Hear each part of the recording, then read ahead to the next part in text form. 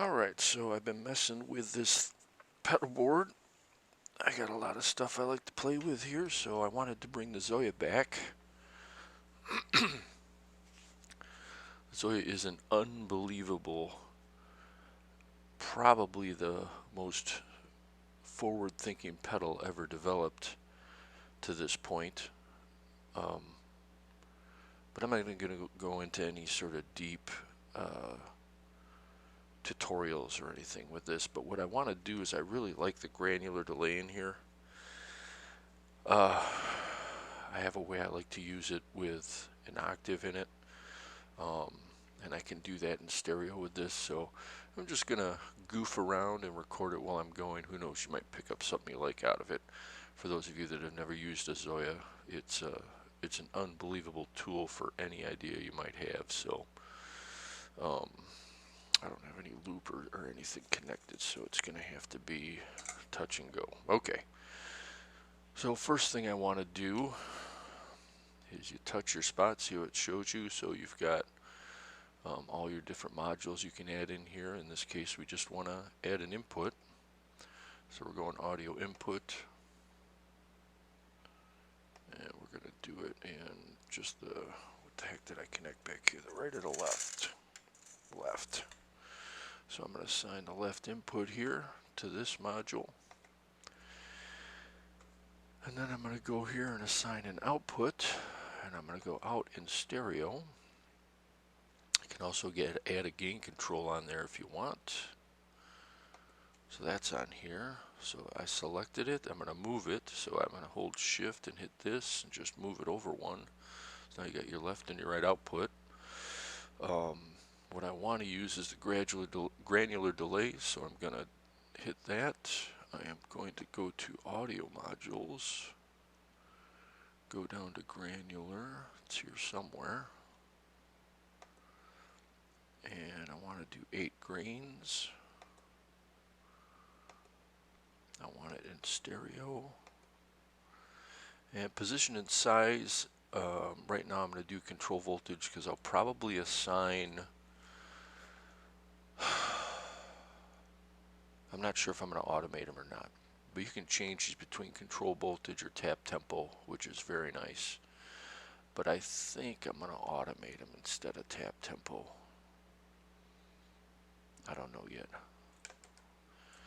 Okay, so what you can do here is, so here's my input, here's the 2 inputs for the granular. I'm just going to hold it down and touch it. Boom, there's the connection. Left and right are connected. This is the left and right output of it. You can touch it, it'll tell you what it is. That's a granular audio out left, granular audio out right. So the granular audio out is going to the output now. I'm just going to hold it down and connect it. Now I should have a signal.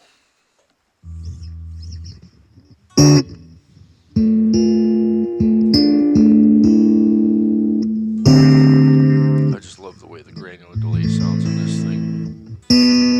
So for my controls on the granular delay, I have grain size, I have grain position, I have density, I have texture, and then I have speed or pitch. And you can hit the button and change it to semitones if you want. You can do it in cents if you want to do a little detuning thing. But right now I'm not going to mess with that. But I am going to mess with, come on, buttons work.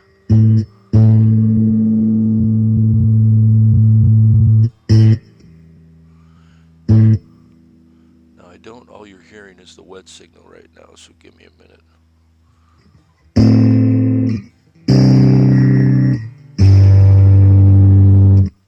Good enough, 369 milliseconds. Okay, so now I'm going to connect the input directly to the output, so I have dry signal as well. For now, I'm going to leave it like that. So we're going mono in, stereo out. So I'm just connecting that mono input to the output. Now I'll have the delay.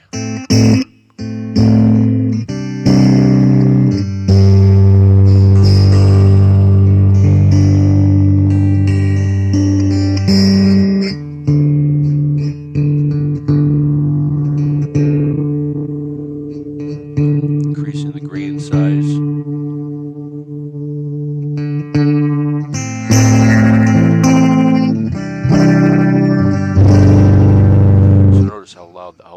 thing is. So what I'm going to do is I'm going to take the output of these, and I'm going to see the little eyeball there. I'm going to hold the shift key down and hit that eyeball, and see how you can see the connection strength. I'm going to lower that connection strength so it'll effectively make it a little quieter than the direct signal. Let's just go down to 60, doing the same thing here. Eyeball, bringing it down to 60.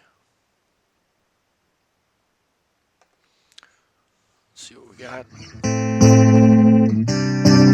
Still pretty loud.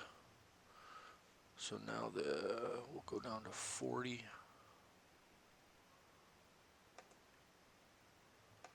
Because again, I want to incorporate this into the board. I don't want it to be the whole sound of the board. Plus there's a lot more stuff I want to add on other than this granular delay.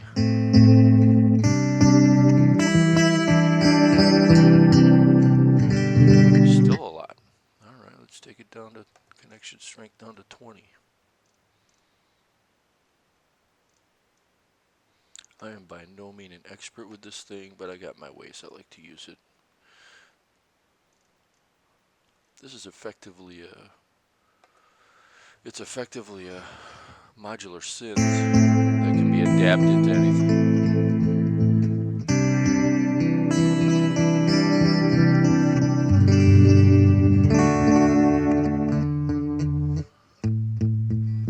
Let's add in my other delay here and see how synced up I am. I want to say, let's make this a bit longer. So let's go to whatever, 665.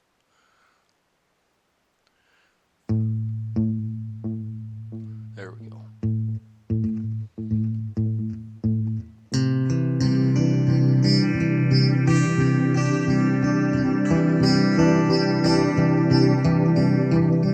Alright, that's a little more synced up. Okay, so notice there's only one repeat, so we can fix that. So what we're going to do is we're going to add a VCA in here. Where are you, VCAs?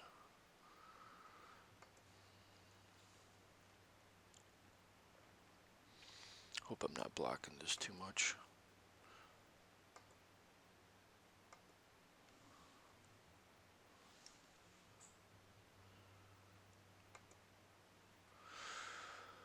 Okay, so we're still going to send the output of this to the outputs, but now we're going to add a feedback loop in here. So we're going to take left out to left input of the VCA. We're going to take the right out to the right input of the VCA. Notice it's turned all the way down right now. Very important, because if you create an out of control feedback loop, you're going to blow up the universe. So always make sure you start with that nice and low. Okay, so then the output of this is going to go back to the input of it, which again is going to create your feedback loop. So now as we turn up the level control of the VC, now we've got our repeats.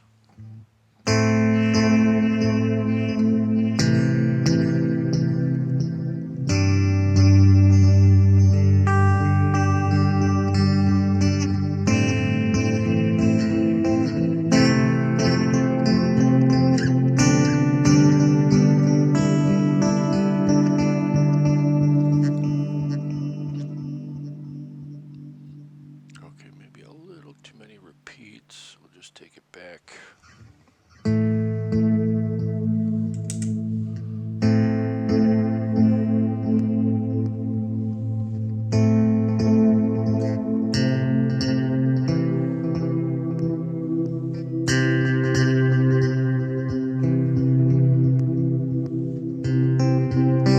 I'm messing with the head combinations and the echo rack right now.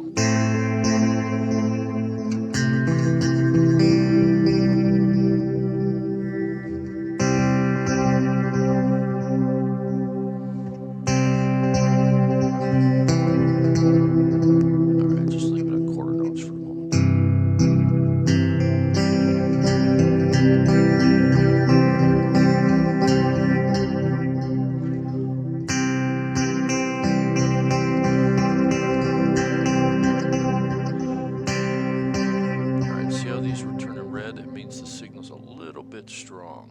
So it's hitting that too hard effectively is what's going on. So you can change the connection strength from this to this. So let's do that. We're going to shift, eyeball. We're just going to take it down to, I don't know, 80. Again, we're just roughing things in now because we have a lot more effects to add in.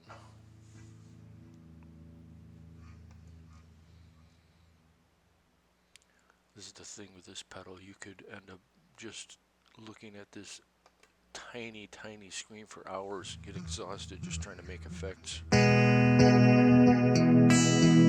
we're getting an overload there. So let's change the output strength from that.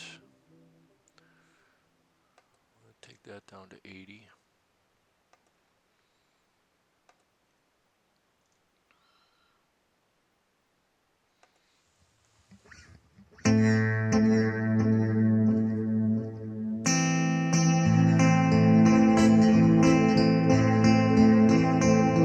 Still getting a little overload there, so let's take that down to 70. Sometimes you might want that overload, but I don't.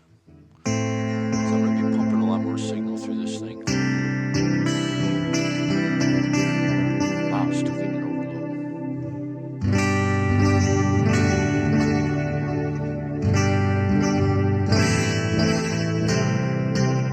Alright, let's lower it some more. We're going to go all the way down to 50.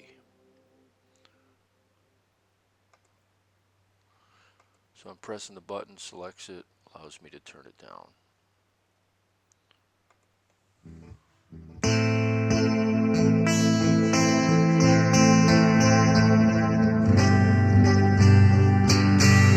Still getting the red line.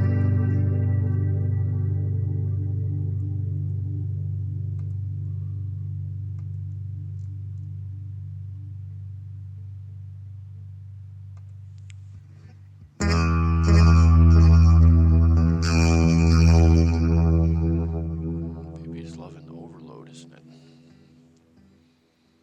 Alright, so we'll take these down to 70.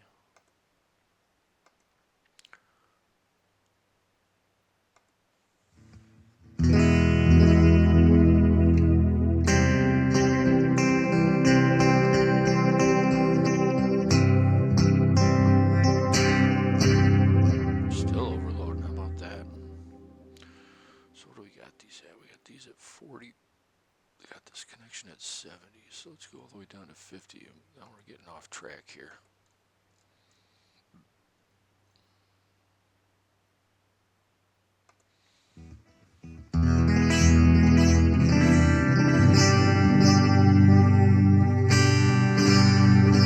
Wow.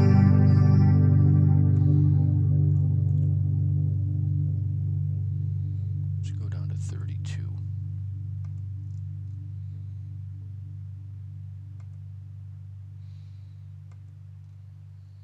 We're going to take the inputs and outputs down to 32. I don't like to overdo it. I like to keep the signal as strong as possible, but this is already getting distracting.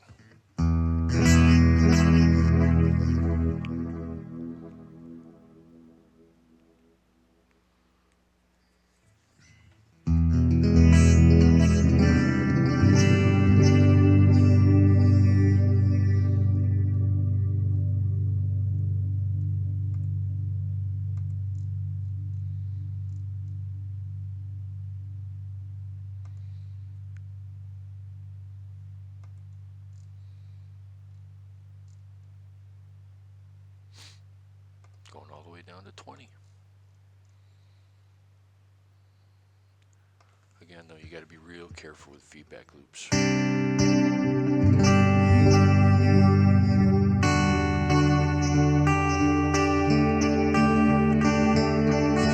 again, in this case, I'm not adjusting the mix between the dry and the wet signal. I'm adjusting the strength of the feedback loop. Still overloading.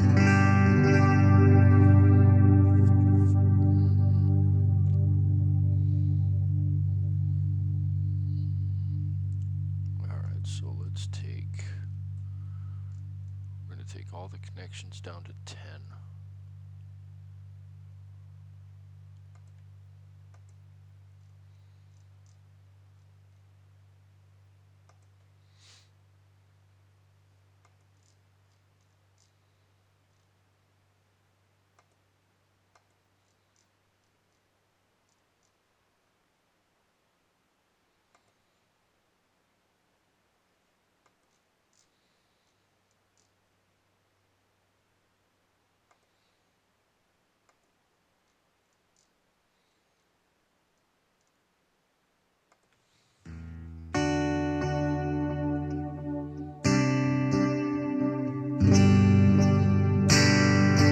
Still overloading it. And you can go to the eyeball again here and look at the output. Just redline it. So let's take the input signal here and lower that.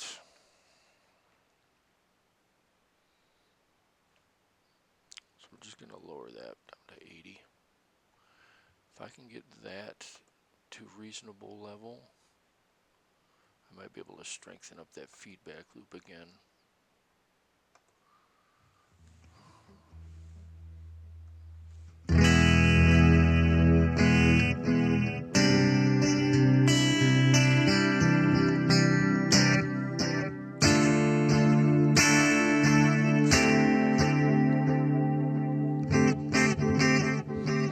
Okay, so now the next thing we want to do here, at least I want to try, is there's an audio module here called stereo spread. There it is. And we don't want to use, you can do mid-side miking or Haas effect. I like the Haas effect. So what I'm going to do is I'm going to remove the outputs of the audio because we're going to route the output signal from the stereo spread to the outputs, which is going to give us a nice stereo spread. So as you can see with the thing here, I've selected the audio output and then trash can, get rid of it. So now I'm not going to have any output for a moment. Get rid of both of those. And then we're going to take the left output, the left input of the stereo spread. Oh, wait a minute. Yeah, there's only one input. I forgot stereo spread only has one input. Mono in, stereo out. So there goes my idea already.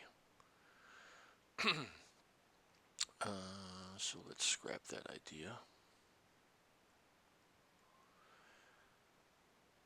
Add the outputs back in. Let's see here. What do I want to do with this thing?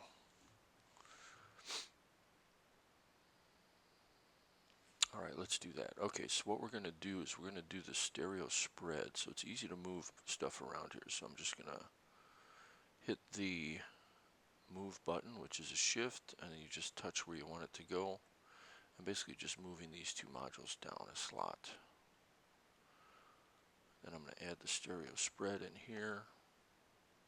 Again, I don't want mid-side. I can change all these colors, by the way. I'm not going to mess with that right now. So what we're going to do is we're going to reconnect these two outputs. So left, right. We're going to disconnect the two granular inputs. So delete, delete. Now we're going to go from the mono input, connect that to the stereo spread. By default, it's about 18 milliseconds, which is enough to create that spatial effect between the two. Then we'll reconnect the left, we'll reconnect the right. Now, of course, I got to redo the output levels, but as you can see, I get a nice stereo spread now. So, based on what I learned just a moment ago, for this particular setup, we want to lower that input into the granular delay to about 80. Seemed like that was about right.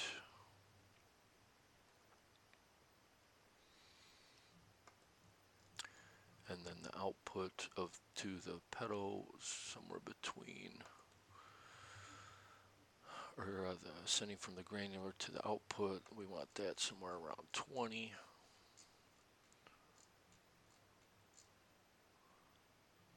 probably won't end up with 20. I want to mix it in a little better, but for now it'll be easy to hear the changes I'm making. So let's just bring those about to 20.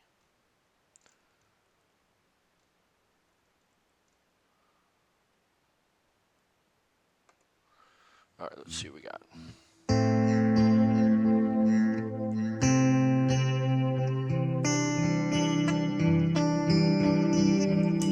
Oops, had the echo wreck on that whole time.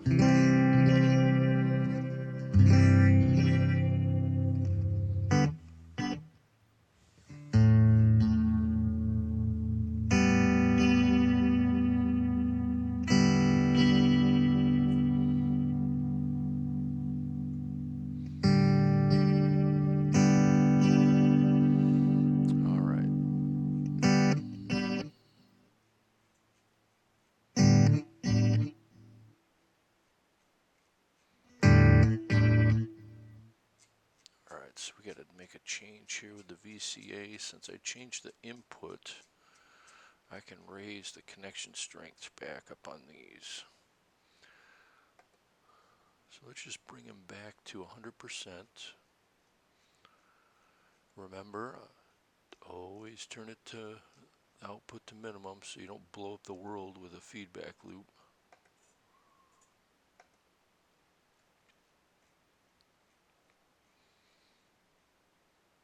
Part of me wanted to make this video today just see how long it does actually take to make an effect on here.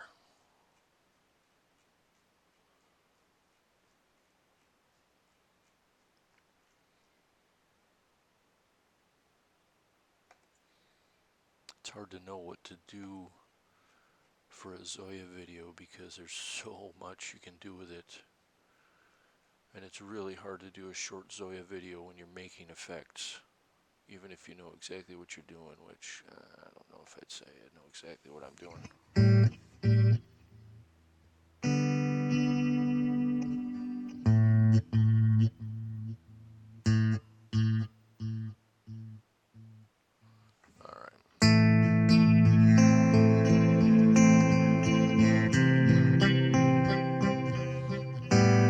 So let's just have a little bit of fun here. Mess with the density a little bit.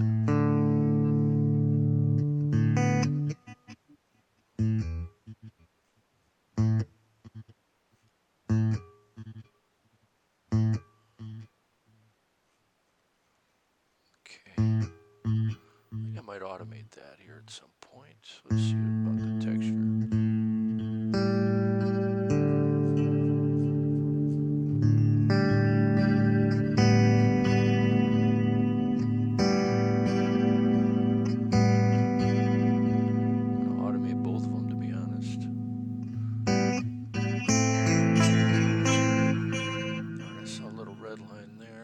Fix that. So 80 will go down to 70. Already going blind trying to look at this thing.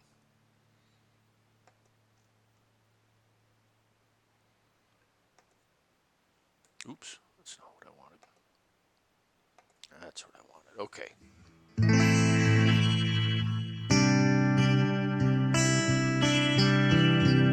Alright, so I have my next idea in my head here, so I want to move this down one more. Because I want to add in some automation.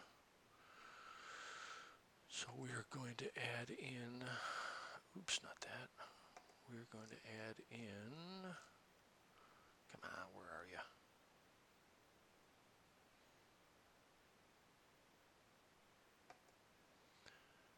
I'm going to add in an LFO. I'm going to do a random LFO. And I don't know if I want to do tap tempo on it yet, so I'm not going to mess with it right now. So with the LFO,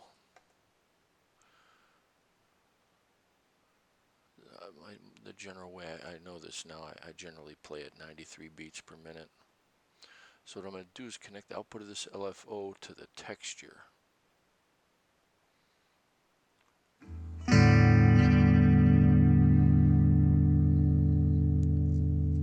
then I'm going to minimize the texture. So as you can see, the texture is going to constantly be changing, and it's kind of in time with how I'm going if you watch the thing move. Listen to the repeats. So I'm going to add an LFO in for that, and I'm going to add, that's in the texture, I'm also going to add an LFO in the density, just to give it some variation. Again, I'll just do random for now, and we'll dial it in as we see fit. And then we're just, for the sake of this beginning part, we're just going to make it 93 as well. And we'll bring the density down to minimum. As you can see, the LFO is changing it automatically.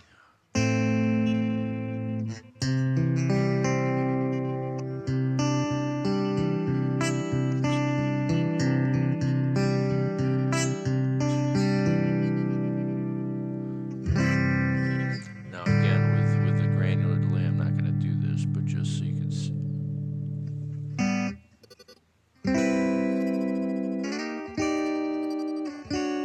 You can do stuff like that.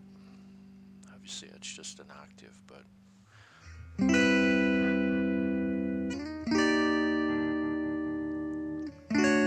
just real easy and simple to do some pretty interesting delay type stuff. I actually kind of like that, but that wasn't an idea I had for today. Okay. So probably before we move on, since we have our basic delay, with a couple LFOs controlling it. Now those LFOs, I can also connect to one of these buttons and create a tap tempo. So I could change the tempo of the LFOs in conjunction with the tempo of the repeats, which is something I might do here today. But before I move on, I should probably save this. So if you shift and hit this one, that'll allow you to name it. So we'll just call it delay. I'm not going to do any fancy capitals and lowercase and all that stuff. All right, we're just going, not the law. Delay. Okay, and then of course you press this to save again. Oh, excuse me, press save.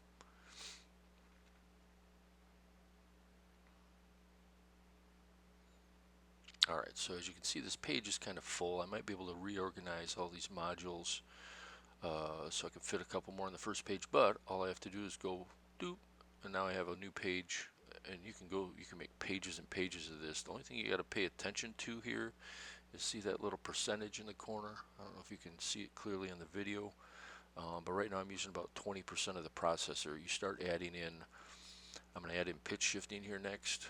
That's going to jump dramatically. The pitch shifting takes up a lot of processing power, and if you max out the processing, your effects tend to die. And that's why I'm going to save it now, because sometimes the ZOIA will freeze up on you while you're trying to add stuff in if it's too much, which is irritating to say the least. So let's go over here. We're going to start at the top. We are going to add in pitch shifter. Not many parameters there. Since I'm going in stereo, I think I'm going to add, so I'll make that the left pitch shifter, and we'll see, I'll organize them as I go along here. There's the second pitch shifter. So this one is going to be connected from the output of the granular delay, which is right here, not the VCA, the output of the granular delay, because this is only the feedback loop, so the only connections are just the in and outs to itself. So I'm going to go from the output of this. Notice how I was able to connect it between pages.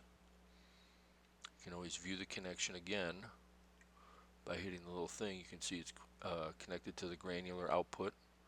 And if you come over here, it'll also be lit. When it's blinking like that, careful not to touch anything else though, because you could create other connections that you don't want. Which again, if you're not careful, you can blow up the world. Okay, so this is the right side. Alright, and then this is where I'm going to experiment a little. So right now, I'm not sure if I want to connect the output of these directly to the output of the pedal, or should I connect them back to the input?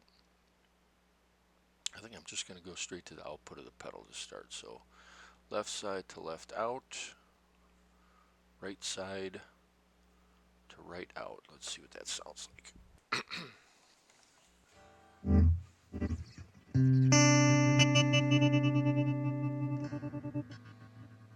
Alright, let's make it a octave up on each side.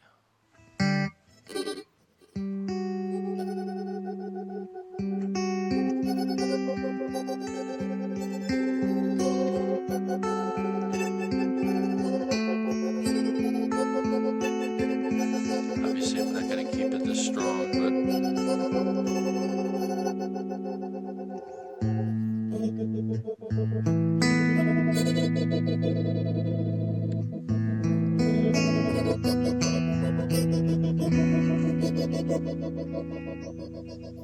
okay, so the other part of my brainchild here on this effect is going to be, so I'm just moving the right side down, because what I want to do is add a sequencer in here with, let's go 3-step sequencer. Okay, and we're gonna need, let me see how we want to do this. We're gonna need LFO over here.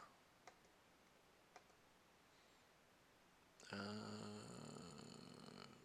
probably want this LFO controlled by a tap tempo, but for now I think I'm just gonna make it random.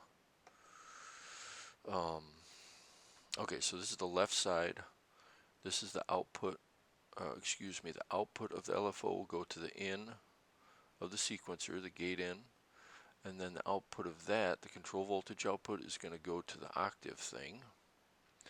And then what you got here, so this says, so this is where you set, so the 0 octave.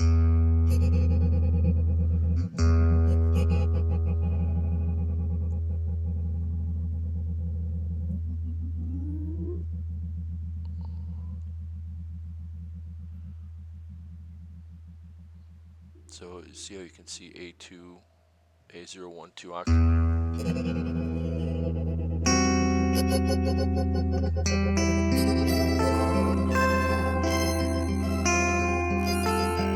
what I'm going to get is some random octave shifting between the left and the right once I get a sequencer set up. But as you can see, it's moving through the sequence. I set each sequence up for a different octave. And you can see the octaves changing right there. Now, in, let's see here. That's too high an octave. But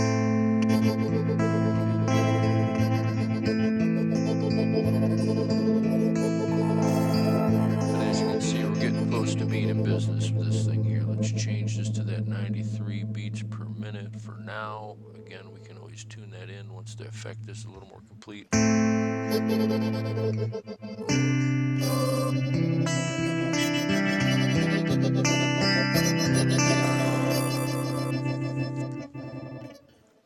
Okay, good enough. Okay, so let's add a 3-step sequencer here.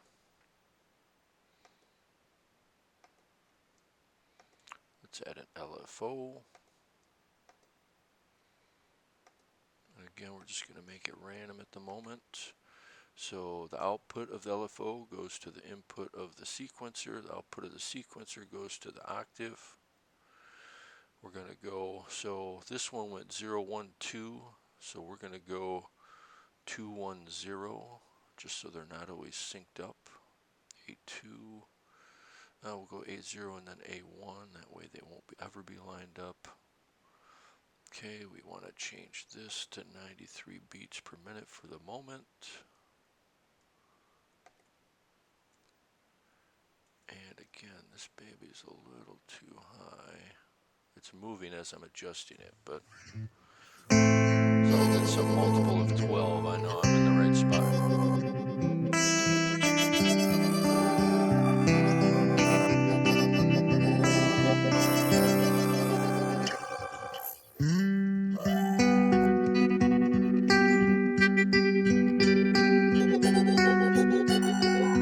Now, I kind of don't like that super high octave personally. that second octave on this side, we're going to turn it into, let's see here, what would the, so we're going to turn that into E, which is the fifth. See if that sounds good at all.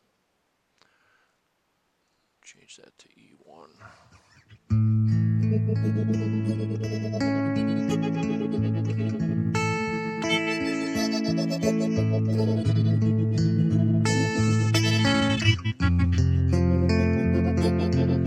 Now again, this isn't mixed the way I'm going to do it. I just have it loud so I can hear what I'm doing.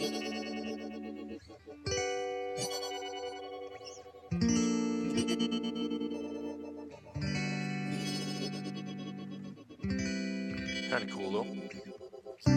Let's add in the echo rec here, see what it sounds like.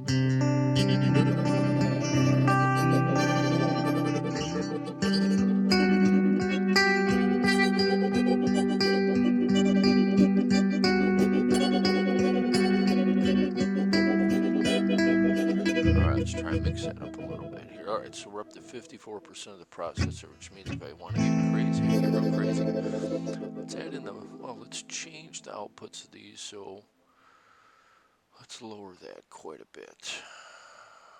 Let's just go down to 20 because we don't need the pitch shifting to be that present in the mix. I just wanted to add some interest.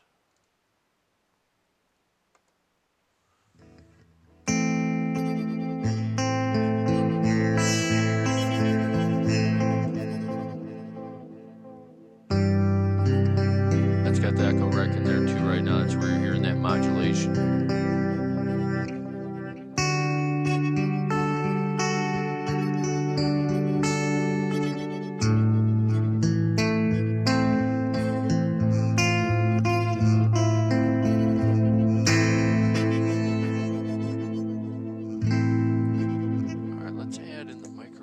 And the cloudburst and see what happens. I'm going to use the volume pedal too and see what we get. I'm going to go to E.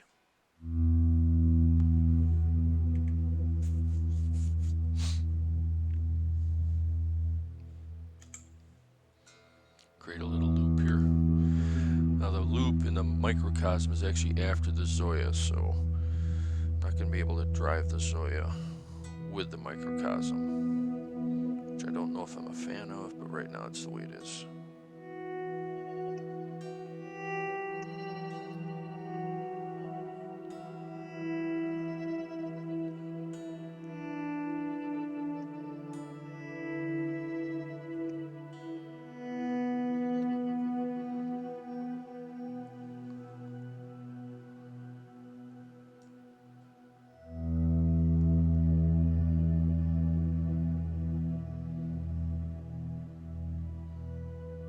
I like the randomness.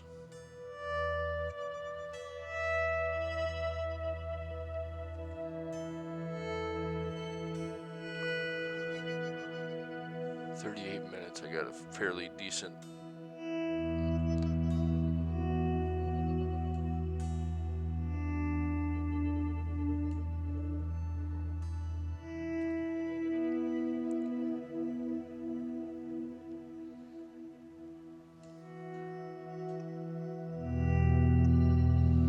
now I could also add the pitch shifted output to the input of the granular delay. And really get some wackiness going on here.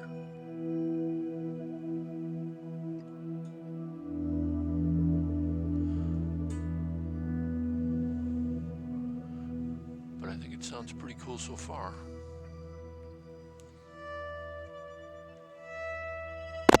Oops, sorry. Hit my own mic. Okay, so let's save our progress. So I'm going to shift and hit the little save button there. That way in case it crashes, I have something there. Now, there is also a flash card in here, so I can save it to the flash card. I can also go into options right now. Since this is the patch I'm working with, I can make the starting patch, patch 5, so whenever I turn the thing on, it goes right to this. I think I want to try adding the output of the, oh geez, this is always a scary moment. I'm going to try and add the output of the pitch shifter to the input of the granular. So this is an important thing. Just like for those of you that have ever skied, you always see that person getting dragged up the ski hill by the rope lift. It just doesn't occur to them to let go of the rope. It's kind of like this. If you make a change in the ZOIA and it's about to explode the world, just turn it off. So I might be doing that here in just a moment. So I'm taking the output of the left pitch shifter and I'm going to the left input of the granular delay. Wish me luck. Oh. Alright, seems okay so far.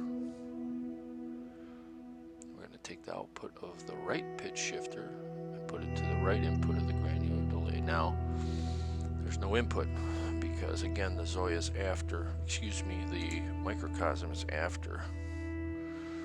So here we go, let's try something.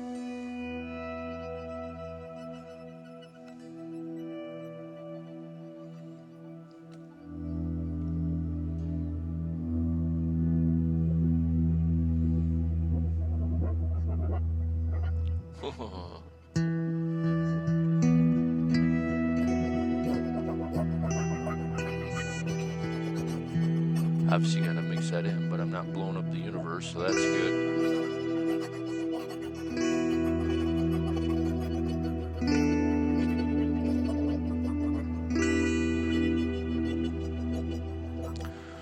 So what do we got? We got 4 LFOs controlling all kinds of crazy stuff here. They're all synced up, but I can make them all tap tempo as well. In addition to the size control, the position control, which is effectively the delay time. Not sure if I want to do that yet, but I do want to change the connection strength between these outputs. That's pretty loud. So let's just take them down to 50 and see how loud that is. Because again, I don't need this pitch shifting to be in your face, so to speak. I just want to give it some texture.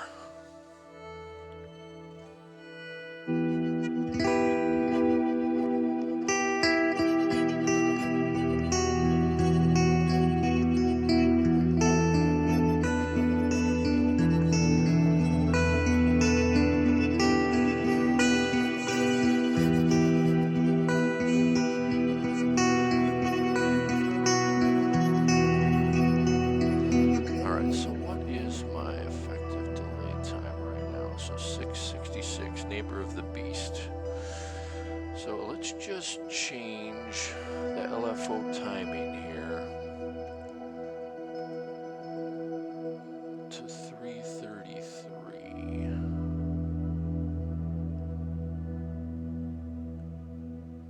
No, I want to double it. So I want to go to around 1200. I want it to be slower. Just go 1227.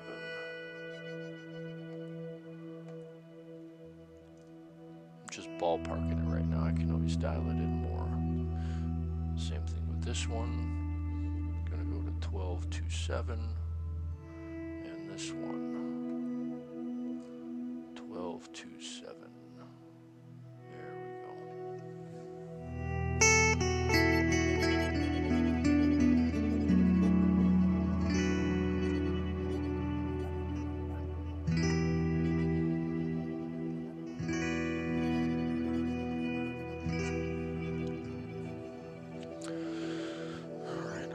Cool.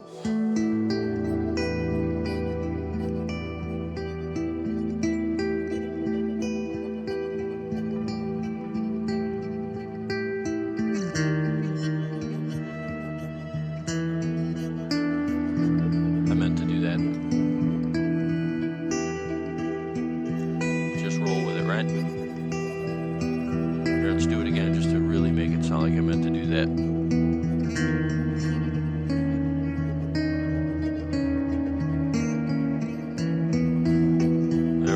It's legit. It's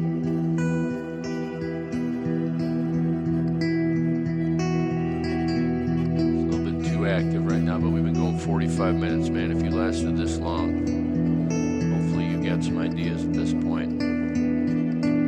So there we go. That's me messing with the ZOIA, creating a new delay. I really like the granular delay in this. There's a lot you can do to customize it. This is kind of cool. It's got some sort of weird trem or pitch shift, something weirdness going on there.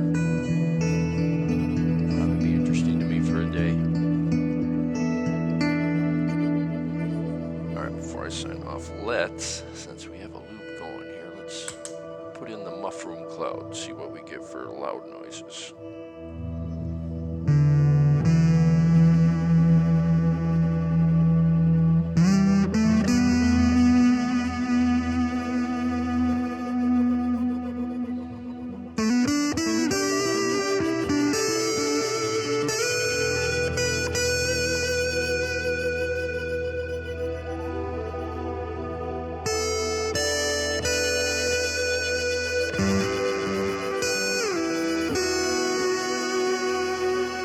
Had a nice groove until, of course, I messed it up.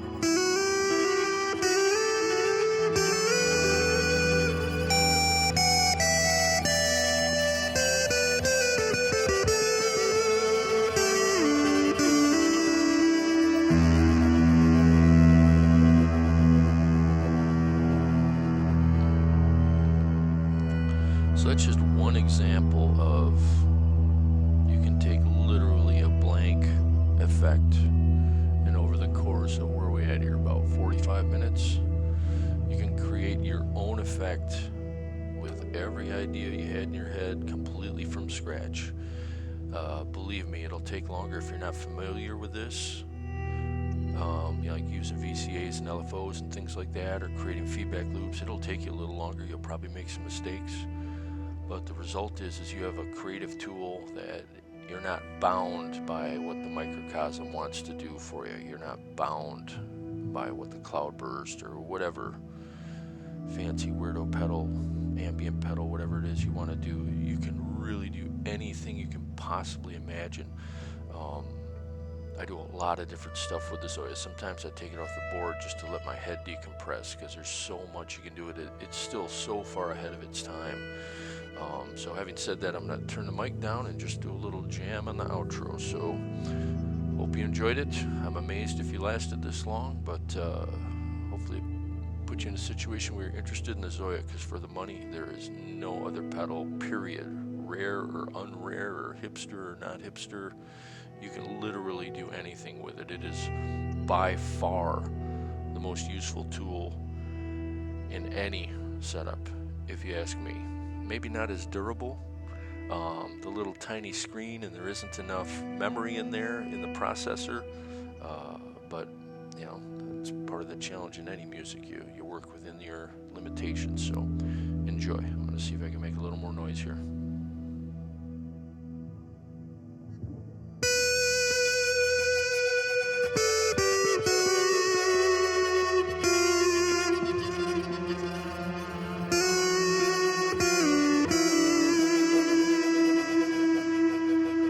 Like completely messing up a good thing immediately. Let's try that again.